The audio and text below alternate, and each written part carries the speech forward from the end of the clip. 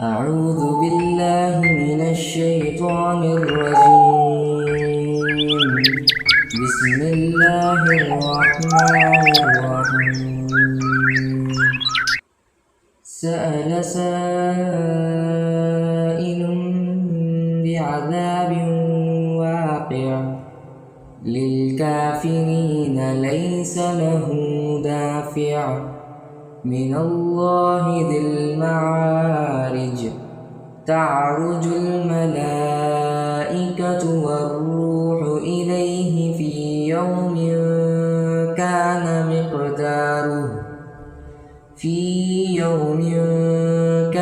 مقداره 50,000 سنة فاصبر صبرا جميلا إنهم يرونه بعيدا ونراه قريبا يوم تكون السماء كالمهل وتكون الجبال كالإحن ولا يسأل حميم حميما يبشرونهم يود المجرم لو يفتدي من عذاب يومئذ ببنيه وصاحبته وأخيه وفصيلته التي تؤويه ومن في الأرض جميعا ثم ينجيه كلا إنها لظى نزاعة للشوى تدعو من أدبر وتولى وجمع فأوعى إن الإنسان خلق هلوعا إذا مسه الشر جزوعا وإذا مسه الخير منوعا إلا المصلين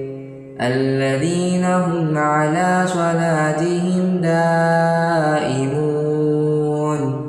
والذين في أموالهم حق معلوم للسائل والمحروم والذين يصدقون بيوم الدين والذين هم من عذاب ربهم مشفقون إن عذاب ربهم غير مأمون والذين هم لفروجهم حافظون إلا على أزواجهم أو ما ملكت أيمانهم فإنهم غير ملومين فمن ابتغى وراء ذلك فأولئك هم العادون والذين هم لأماناتهم وعهدهم راعون والذين هم بشهاداتهم قائمون والذين هم على صلاتهم يحافظون أولئك في جنات مكرمون فما للذين كفروا قبلك مهطعين عن اليمين وعن الشمال عزين أيطمع كل امرئ منهم أن يدخل جنة نعيم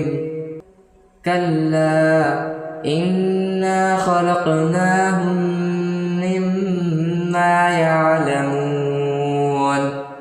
فلا أقسم برب المشارق والمغارب إنا لقادرون على أن نبدل نبدل خيرا منهم وما نحن بمسبوقين